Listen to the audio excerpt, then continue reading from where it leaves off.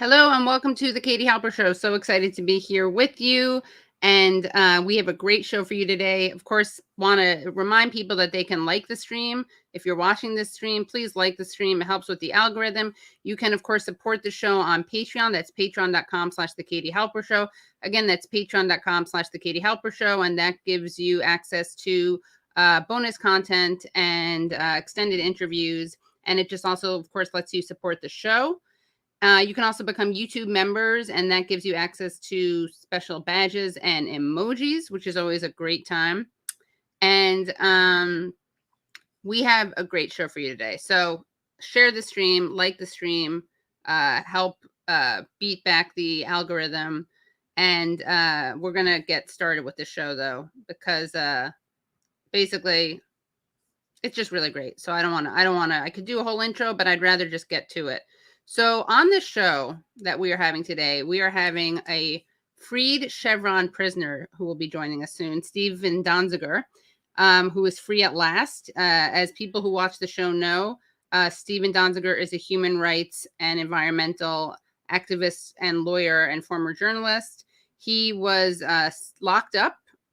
His crime was successfully suing Chevron for poisoning the people of Ecuador. We're going to get into this more in more detail shortly, but he's finally free after over 900 days of being either behind bars or under house arrest wearing an ankle monitor. And we also have joining us Paz y Miño, who is Associate Director at Amazon Watch. He has overseen its Clean Up Ecuador campaign since 2007. He has been a professional human rights, corporate accountability, and environmental justice advocate for over 25 years. He has been Colombia's country specialist for Amnesty International since 1995, served on staff at Human Rights Watch Americas, and was the Guatemala Chiapas program director at the SEVA Foundation for 7 years. And he's also sued the CIA, and we're going to talk about that during the second half of the show. But first, we're going to bring in Paul and Steven. Welcome. Hey there. Hi. Thanks so much for joining. Good to see you. Good to see Great you. To be here. Although I don't see you. Am I supposed to be able to see you? Oh, yeah. Can you not see me? I don't know. Why can I only see me? How do I get to see everybody? Let's see.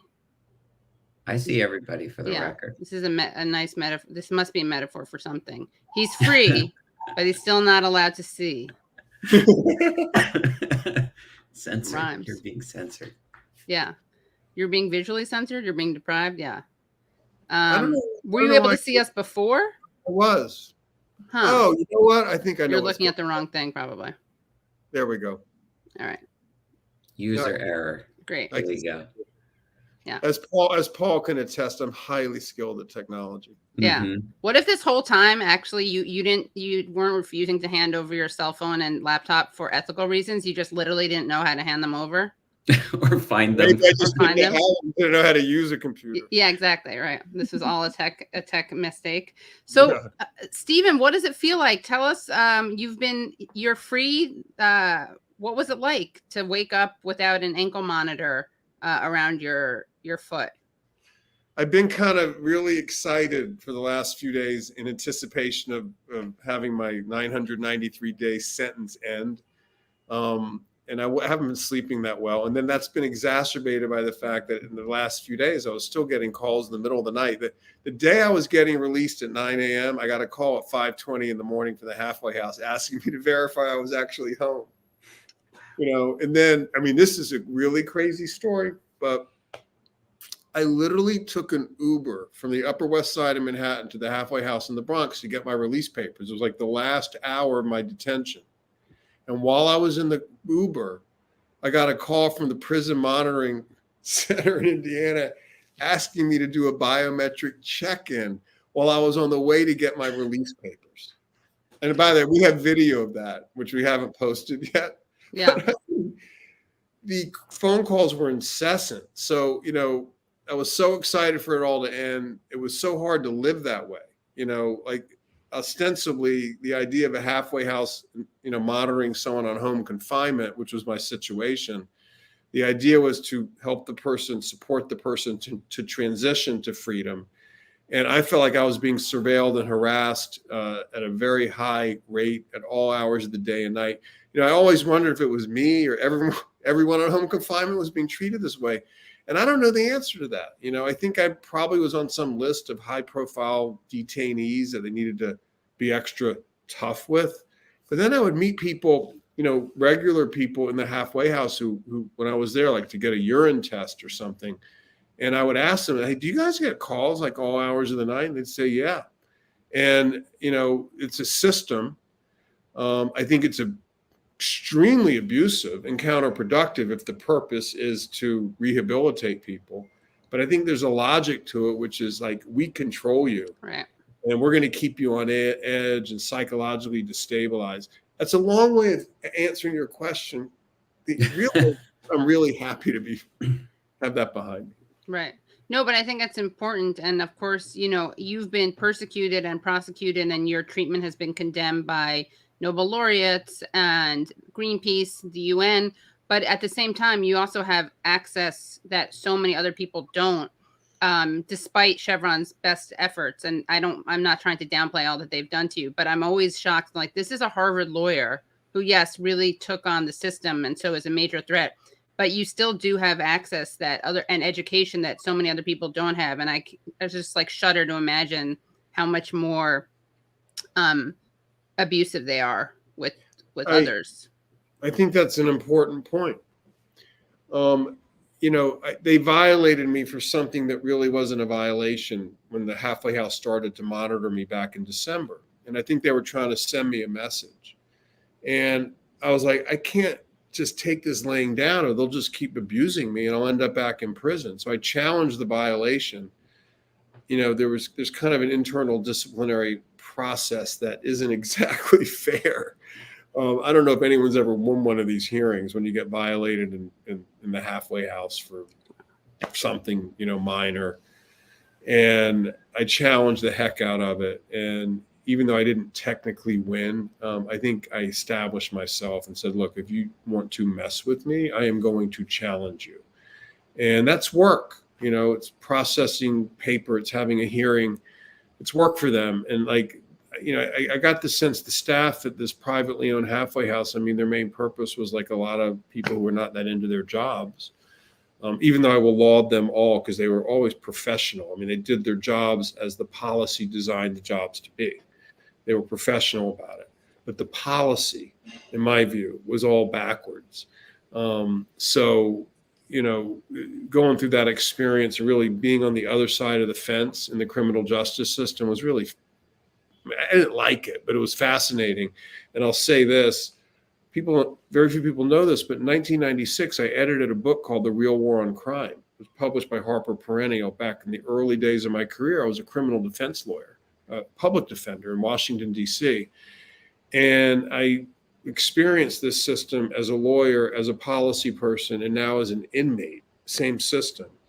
And the different angles on this really difficult system that, is designed to brutalize people. I could give you so many stories of what I witnessed in prison. It really concerns me, and it's something I deeply care about and something I want to get more involved in in the years I have remaining in my career. Yeah.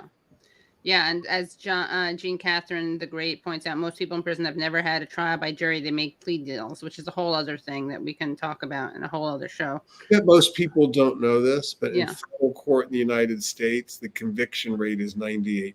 Wow. You understand that's exactly the same as the conviction rate in China. Right. Wow. So, there's so many.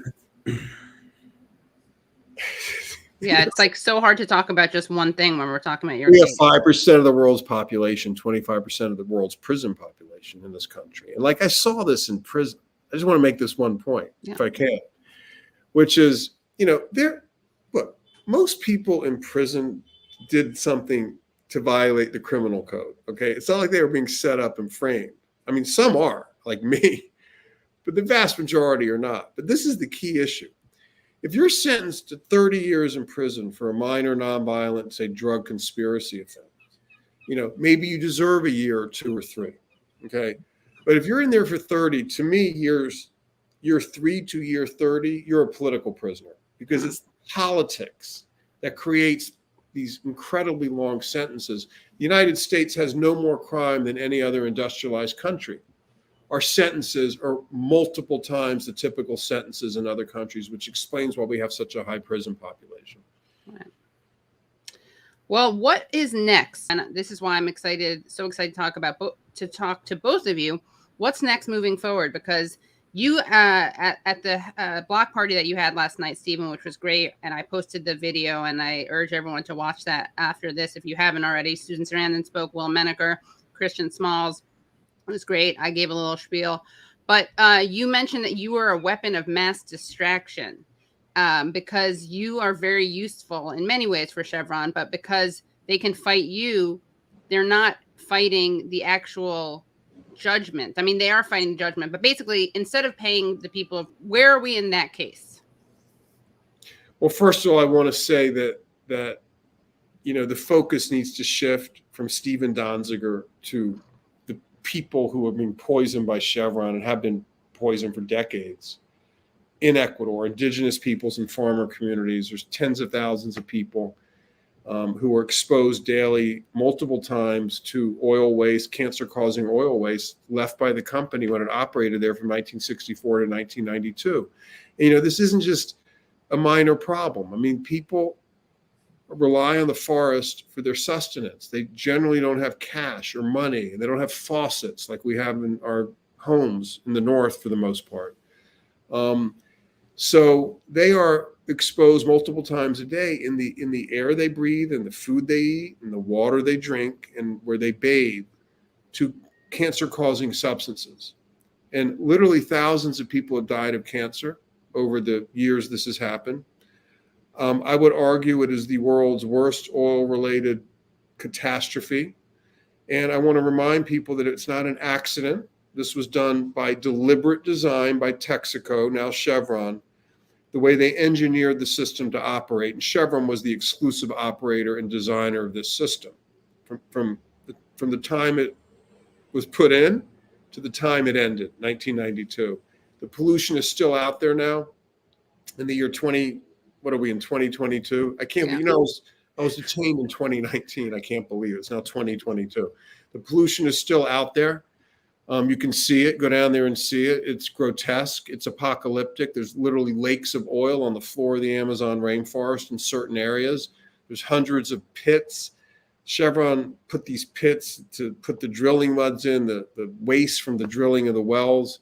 Then they installed pipes into the sides of these pits to run the contents off into the streams and rivers that the local people drank out of. And they knew this was the way things operated. So it was clearly foreseeable people would die. By the way, this is the very definition of ecocide, which is a potential new atrocity crime. And it's still out there. So, the way Chevron dealt with it is the people of Ecuador won in court. I was one of the lawyers. I helped them. It is not the Steven Donziger case. This is the case of the people of Ecuador.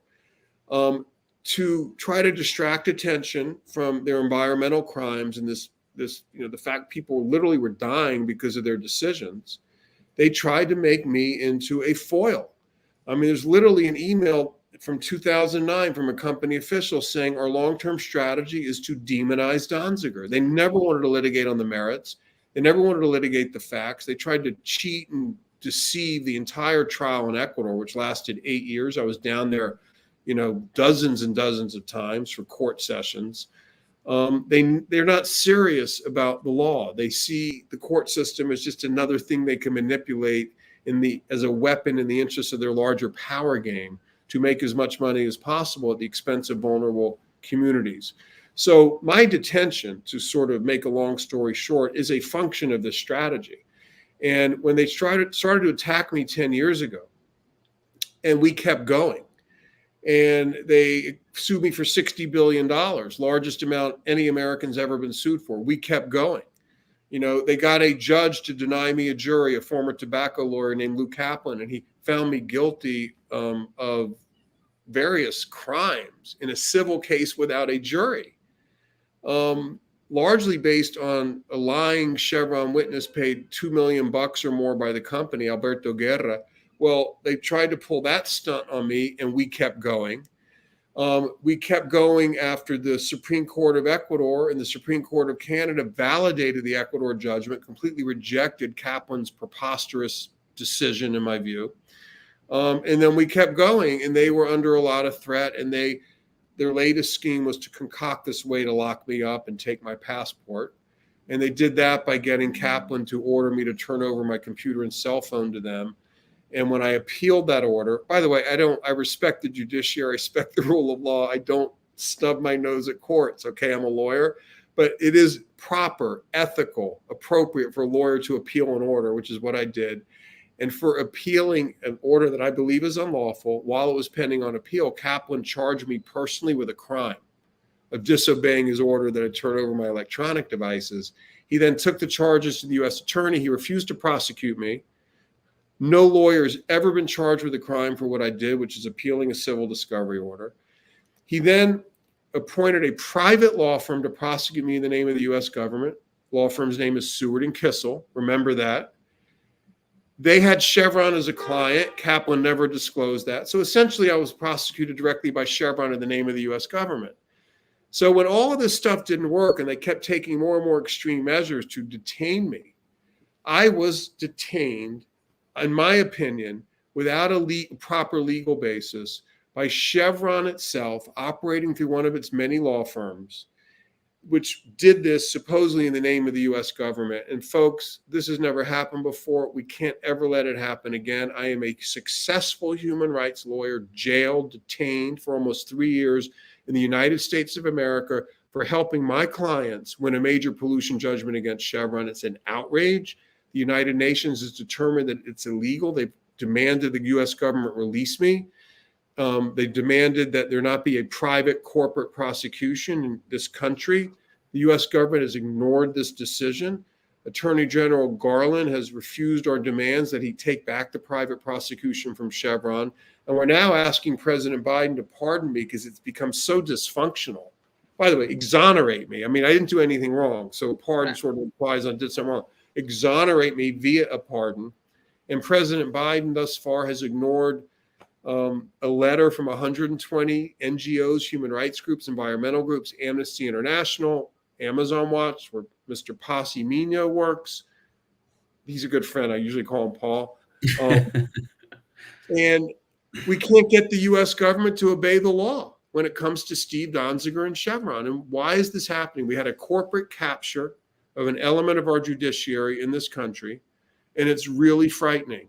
And people need to pay close attention to this. It's a playbook that the fossil fuel industry plans to use again and again and again, as much as it needs to, against successful advocates, activists, campaigners. You know, people say, oh, that's kind of an extreme case. Yeah, it's damn extreme what happened to me. It's never happened before. But you know what? That's not the plan. Their plan is to make the new extreme slowly become the new normal.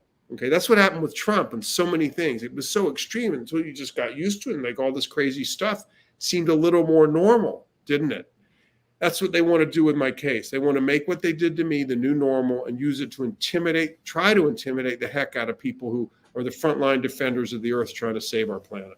You know, a player that you alluded to but didn't mention specifically in that, which is key to this whole thing, is Gibson, Dunn and Crutcher, right? Yes. So Chevron's law firm not only found a way to deny the people of Ecuador access to justice by preemptively suing Steven and playing into Chevron's story of demonizing him, they built their entire reputation on this is how we can get big corporations out of liabilities. We'll figure out a way to demonize the opponents. We'll invalidate them.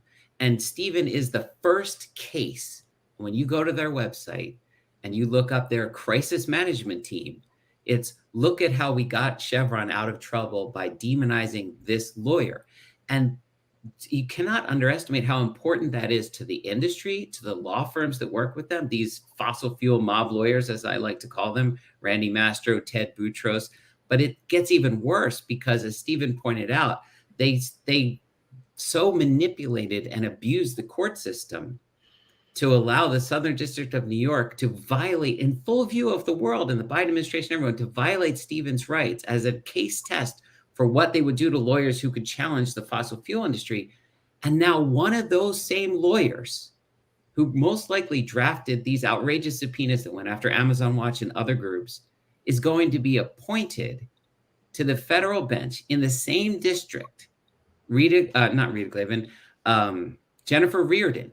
She's going to have an office down the hall from Kaplan and Preska. It's like a cabal of these pro-corporate lawyers controlling a district that has shown it will violate the rights of U.S. citizens in full view of the public with impunity because no one is stepping back and stepping up against them to prevent this from happening. And it's incredibly chilling. And one other disturbing feature of what's happened to me is, first of all, I've served 993 days in detention and prison at home. The longest previous sentence ever given a lawyer for my offense, and this gentleman was guilty. I believe I'm innocent. But even if I was guilty, the longest sentence previously given was 90 days of home confinement. I mean, there's never been a lawyer who spent a day in jail other than me for this offense. And I've now in total served over 10 times the amount of the longest previous sentence. It's clearly corporate retaliation facilitated by 2 federal judges.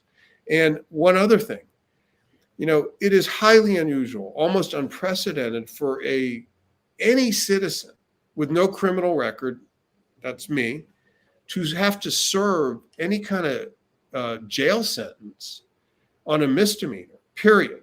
It is even more unusual, and I think unprecedented, we haven't found one case, for a citizen to be forced to serve his or her jail sentence, in the rare case he or she might get one, prior to the appeal being heard and decided. And I have now, look, their whole purpose was to put me in jail and use me as an example, make me suffer, me and my family suffer as much as they could make us suffer. So I had to go to jail before my appeal could be heard. They felt a little guilty, so they expedited my appellate argument. So I went to prison October 27th of last year. On November 30th, there was an argument on my appeal of my conviction, which was again in a non-jury trial where I couldn't present a defense. It didn't meet even the basic standards of due process. Private prosecution by Chevron. And that appeal was heard. And do you know that it was expedited on the theory that I was in prison. If they reversed the conviction, I could quickly get out. They still haven't ruled. They have waited for me to serve my entire sentence of 6 months. And they haven't even ruled on my appeal. So what happens if they reverse my conviction and I've already served my entire sentence? Where's the justice in that? And it's like, this is what's happened every step of the way, because the system has become so, in my view, captured by Chevron and its law firms. And, people say, well, why are you asking for a pardon? Well, one of the reasons we're asking for a pardon is because the legal system here is so dysfunctional, and I would argue dystopian, and so captured by Chevron. I'm talking about the part that's dealing with me here in New York, in Manhattan, that there's nowhere else to turn. I mean, it's like the judges who are doing this are protected by their colleagues who you appeal to. And, while there are some good judges on this court, those that are controlling this case, they're all in. And the only way to correct this violation of the law, international law, U.S. domestic law, the principles of the rule of law in the United States as regards this human rights lawyer, is for the executive branch to get involved, a pardon to issue, an exoneration to happen. It is clear the judiciary is incapable of ruling fairly on this case. Right. And what about the people of Ecuador? The fact that right now, I mean, this is so scary. They're being poisoned right now, right? It's not just that this happened. Like they're still subjected to this. What can be done about that? Well, first, they're still extracting oil from that region, and Chevron is still refining that crude. So 13% of the crude that comes to California, well, first of all, most of the oil that comes from the Amazon goes to the United States. The majority of that is refined here in California, and Chevron is one of the 3 top refiners of that oil. So every day, they're still profiting off of oil extraction where they poisoned people deliberately. And they say, we left Ecuador, we don't operate there anymore, but they're still making money off of the destruction of the rainforest and these indigenous lives. So that's one thing. But as far as what happens next is there are still other companies who have their sights on the same thing that Chevron did. And they are looking at what's happened to Steven, and they're looking at what's happened when people fight back. And they're saying, well, here's how we can calculate how much it's going to cost us to get away with doing that and not have to operate responsibly and not have to stop drilling. There should be any drilling in the Amazon at this point. We know we have to leave 80% of the known fossil fuel reserves in the ground to avoid a catastrophic rise in global temperatures. So there shouldn't even be new drilling in the Amazon, period. But even if there were to be, the companies that operate have now been given a license to behave in the same manner because Chevron, who admitted to the crime, isn't held to account. And that's why this case really honestly is the one that's too big to fail, because the precedent that it sets for every one of these categories, from environmental protection, indigenous rights, the rights of human rights lawyers and other lawyers to fight back in the United States, of people to even report on what's happened, they are all at risk because of this case. And that's why it's so frustrating that someone like Biden, who, campaigned on holding the fossil fuel industry accountable, has been so silent despite so many voices raising alarm at this.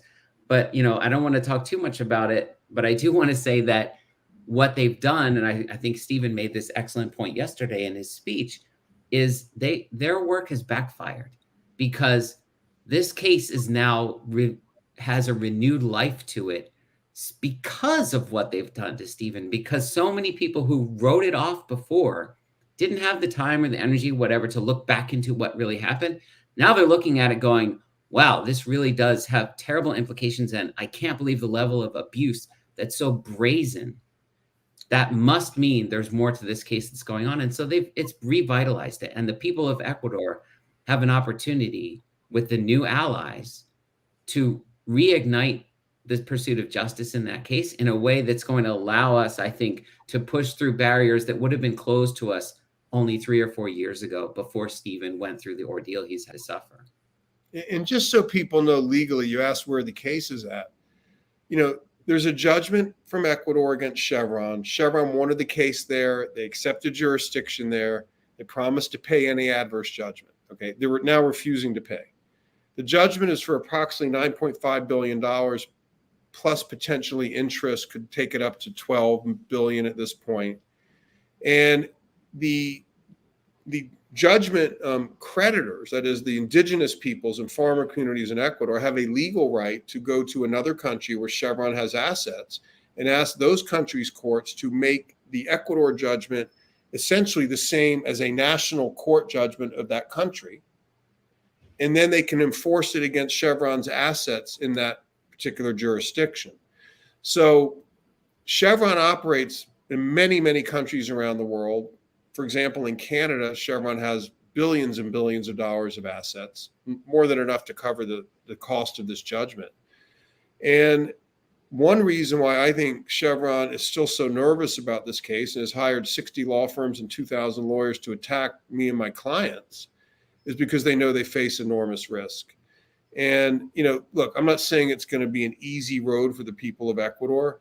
I don't think this should go on a day longer. I call on Chevron again to comply with this judgment in the venue where you wanted the trial held, and clean up or pay into the fund to clean up the poisonous, toxic mess you left that's killing people. They should do that now.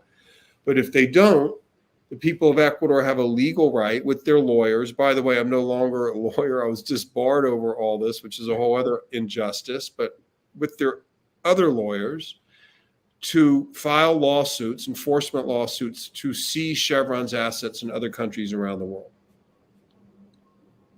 Which is going to be a lot easier now that Kaplan, the lid has been blown off the lie of Kaplan's bogus RICO case and the bribery and fraud that Chevron engaged in to try to demonize Steven. They don't have that talking point anymore. And you've seen it in coverage too. Yeah. And Katie, I have to go in a couple minutes. So I just want to mention, if you'll let me, a couple of ways people can help. And Paul can get into this more. First, I want to salute Paul, Paz y Miño, and everyone at Amazon Watch, which is a fabulous NGO based in Oakland that does leading frontline work and alliance with indigenous groups all over the Amazon basin to help save the forest and save indigenous cultures. And I had the privilege of working with these folks for, I don't know, 20 years now, closely. Yeah. Thank you. They're allies of the indigenous communities in Ecuador that brought the lawsuit against Chevron and have helped so much along the way. Paul, Kevin Koenig, Leila Salazar, Tosa Soltani, and many others. Without groups like Amazon Watch, lawyers like me could not do this work. I mean, these are the groups that really are down in the weeds and the grassroots with these communities in ways that lawyers aren't really trained to do. So they're awesome. One way to help is to continue to support Amazon Watch. Another way to help is to make sure that my defense fund has enough funds to pay lawyers to protect me from future Chevron attacks. Just because my detention is over, it's not, the danger isn't over. There's a civil case pending against me, and we need funds to make sure Chevron understands that to get to me, they're going to have to go through a really good legal team. And then on top of that, funds are needed to help the Ecuadorian communities with the other lawyers working on this, explore and execute on their legal options to make sure the judgment gets paid. One other way you can help me is I just started a Substack last week. For those who don't know I think your viewers probably know what Substack is, because don't you have a Substack? I think. Yeah, I do, but mostly Useful Idiots has one, the other show that I'm on. Yeah, exactly. So it's at stevendonziger.substack. Check it out. I have my first post up there. I used to be a journalist before I became a lawyer. I worked for United Press International and wrote for a bunch of newspapers from Central America. So I'm going to try to get back to my roots and, free of corporate censorship, kind of emulate what Katie's been doing successfully for a number of years, and commentate and speak and investigate. And, a lot of it's going to be about the case. A lot of it's going to be about prison and the criminal justice system. And there'll be about other sort of issues related to climate, human rights and justice that I really want to speak out about. Great. Well, so that's the way to help is to subscribe to my Substack. Yeah, here it is. And we'll put a link to that in the description. Thank you. Yeah. Well, thank you, Steven. We know you're so busy. Thank you for stopping by. It was great seeing you last night at your block party. And Paul very kindly was going to stick around for a little bit. Sure. Thank you, Katie, for your example, for your independent voice, your journalism, your integrity, your support. You're awesome. I really appreciate it. And Cheryl Tyler says, I was at the block party yesterday, and it was amazing. There's a new energy that Steven and Chris Smalls have ignited. Yeah, that was great. Yeah. I want to have you both together on my show. That'd be great. Chris Smalls, the great labor leader. Yeah. You call a union organizer. No, he's a labor leader. Yeah. Okay? And he's more than even a labor leader. Yeah. I've had the opportunity to get to know him recently, and we realized how much, he's fighting Amazon.com. I'm fighting to save the Amazon against Chevron. Right. There's a lot of stories we've shared and a lot to learn from each other. And it's an honor to get to know him and to have him involved in this. And of course, we'll be supportive of his efforts as well. Yeah. He's been on the show before, but we definitely got to get him back, and love to have him on with you. So thank you again, Steven. Okay. Thanks a lot. Bye, Paul. Thank you. Bye. Okay. So anything else that you want to talk about or related to this story? Then, of course, you're working on something else that I think people watching will really want to hear about, but want to make sure that you have a chance to say anything else that you feel like. Well, I just wanted to respond a little more to the what's next thing, and let people know that this shareholder season, actually next month, Chevron is going to face a wave of investor resolutions that are challenging its operations, its human rights crimes, its environmental practices, effect on climate. We've seen a continued what I would call shareholder revolt against the entire fossil fuel industry. Last year, Exxon was really wrecked. There is a resolution that talks about the Ecuador case. It's a resolution that actually calls for the management to agree to lower the threshold to call for a special meeting from 15% to 10% of shareholders, which is a standard thing. But the context of that resolution is to say management is mishandling so many cases, and especially the Ecuador case. It's blowing millions of dollars of shareholder money on lawyers, on bribery, on these schemes, and not actually addressing the harms that it admitted to causing in the first place. And so it should have to clean up Ecuador, and it should have to meet with shareholders and the affected people to do so.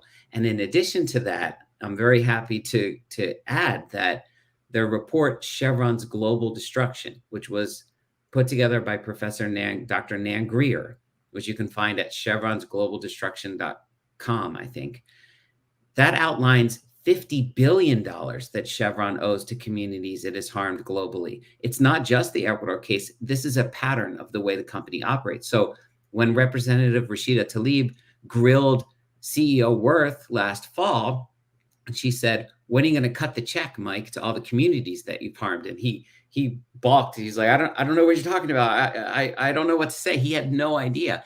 That report is now in the congressional record, and it's a part of this shareholder resolution. And so we're going to see Chevron have to respond to that. And they've already tried to tell people not to vote for it.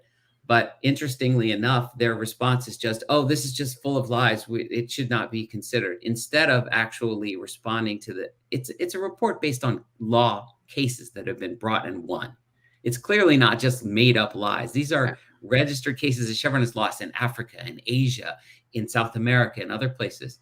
So that is going to be key to, the shareholder pressure they're going to face, and the industry press needs to talk about that.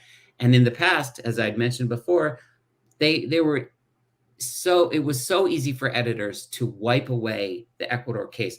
Oh, there's a federal judge that said it was a fraud. We're not going to talk about that. It's out of your story. That's back on the table. The reporting about Jennifer Reardon, the reporting that we saw about Steven's case, there's not a question of whether or not Chevron did what it did in the Ecuadorian Amazon. They're not talking about alleged contamination anymore. They're talking about how closely they're working with the US government and these judges to suppress the rights of a lawyer who beat them for polluting the Amazon. End of sentence. They polluted the Amazon. We know that. So that's a paradigm shift that we have to really take advantage of to push for enforcement of the Ecuadorian judgment. So we're going to see this shareholder resolution, which is May 25th is their AGM. May 21st is Global Anti-Chevron Day. So put that on your calendar, Katie, because there are going to be things happening on that day. It's a Saturday everywhere around the planet. The first year that we launched this with UDAP, the people affected in Ecuador, 20 different countries had Anti-Chevron Day events on the same day, 5 continents. And all of them are communities harmed by this oil company. So that pressure, this global movement, shareholder revolt, finally the fact that news is covering this. I believe Steven's going on Lawrence O'Donnell tonight. Oh, great. They barely covered this story before, right? He's someone who actually kind of did remarkably. I think the one person. Yeah. That's right. Yeah. And so that's got to be infuriating Chevron and the people who work for them, because all the money that they spent to demonize Steven, to criminalize him, and this is what I was writing about in a blog today on Amazon Watch, all they did was embolden him and increase his list of allies and increase his voice tenfold. He's got 183,000 Twitter followers. He had no Twitter account before. I helped him set up his Twitter account. There's nobody there. So all of this is to say, we are taking the momentum that they have thrown at us to destroy our resolve, to silence our work, and turned it into an opportunity to push back so much harder on them. And I think that in the end, it really is going to prove to be the death blow to their attempt to escape accountability. Because when the Ecuadorians walk into court in any other country to enforce their judgment, which they will, Chevron is not going to be able to silence that the way they had been in the past by bringing up their bogus RICO case, which is that was their trump card, if you'll pardon the expression, right? And now they don't have that anymore. So I really want people to feel hopeful, but it takes, we've been given this gift of attention and power and focus. We can't squander it.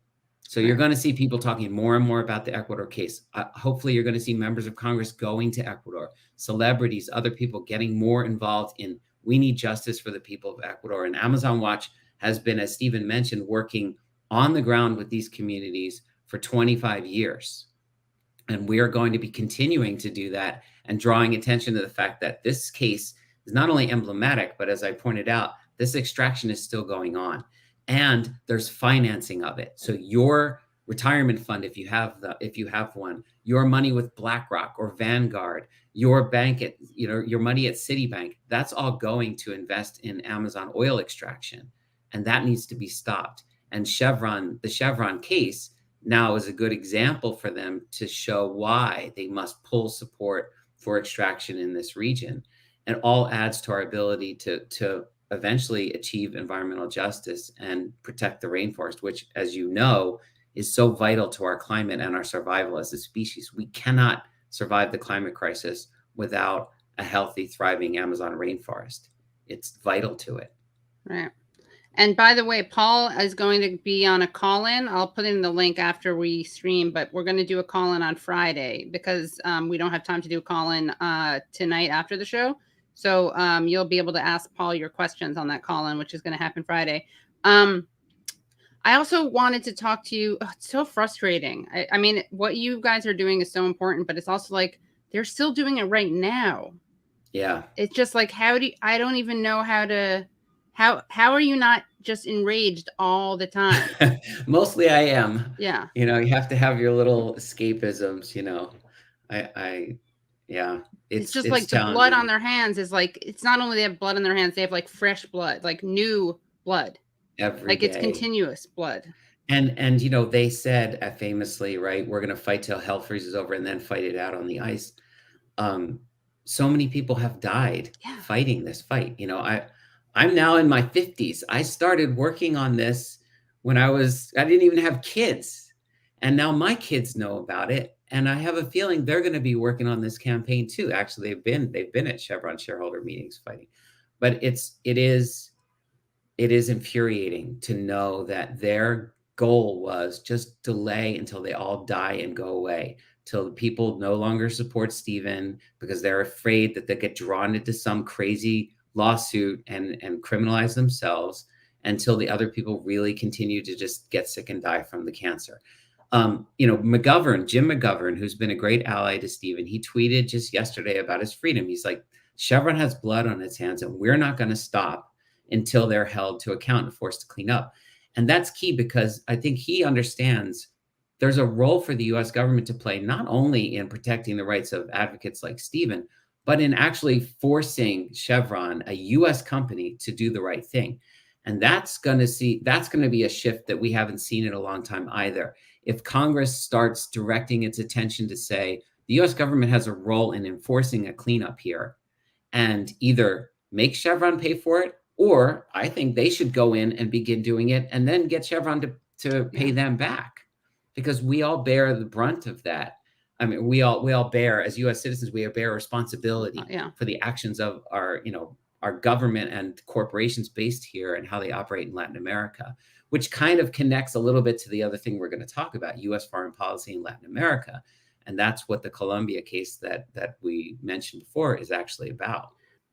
Okay, guys, this was great. So excited to talk to Steven, to talk to Paul. Anything Patreon only? I'm not sure. Let me just say that maybe, then we can leave this at, if you watch this whole thing live, you're in luck. You get to see the whole thing. If you're watching it later, then you're going to want to become Patreon supporters to access a really fascinating chat about Colombia and Plan Colombia and Paul suing the CIA. So do that at patreon.com/The Katie Halper Show. Again, that's patreon.com/The Katie Halper Show. That was a great interview. And guys, please support the show. Please like the stream. That's such an easy lift. Also subscribe. We're almost at 70,000 subscribers, guys. And thank you, Hang Tua, for your generous super sticker. And thank you, Chris, for your generous super sticker. And yeah, we're almost at 70K, guys. Let's see. What are we up to? Brad, can you tell us what we're up to?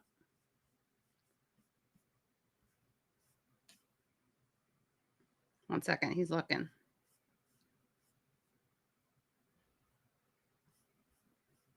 I'm going to start like delaying the start of the show until we get a certain number of likes. 69.2K. We're almost at 70K. So we have, what is that? 800 people to go. Guys, let's try to get to 800. Let's try to get 800 more subs. We're not at, don't congratulate me yet on 70K because we're not there yet. And we're almost there. We're not there yet. But you guys can all do your part by making sure, if you don't already subscribe, you subscribe, getting your friends and families and loved ones to subscribe. And also, please do like the stream while how many likes do we have right now, Brad? Oh, how many likes? 350. 350 likes? That's great. No, really? Wow. Thanks, guys. That's a great number. 450? I'm not sure which we have. Either way, all the likes. Thank you, guys. Thanks for the likes. Let's see. Wait, Brett. Let's see. Refresh. 450. Wow, that's awesome. Thanks, guys. Really appreciate that. So I will see you guys next Tuesday, and I will also see you on Callin, which is a free app that you just download onto your phone. I have never purchased any bots. And make sure that another reason to join the Patreon is because the last Patreon only interview I did with Richard Wolff was so good. In fact, I have to run, but if I had more time, I would play a part of it. But it's so good. And he talks about his parents. It's just really fascinating. All right. Bye, everyone. Thank you so much, Tyler. And thank you so much, Brad. Why can't we stay here till we get 500? Because I have a meeting. The more likes the YouTube feed, the more likes the YouTube feed into the channel. I think the more likes, the more, I'm not sure what that means. All right. I will see you guys. I'd like to stay here till 500, but I can't because I have to be responsible and get on a meeting. Okay. Bye, everyone. See you Tuesday.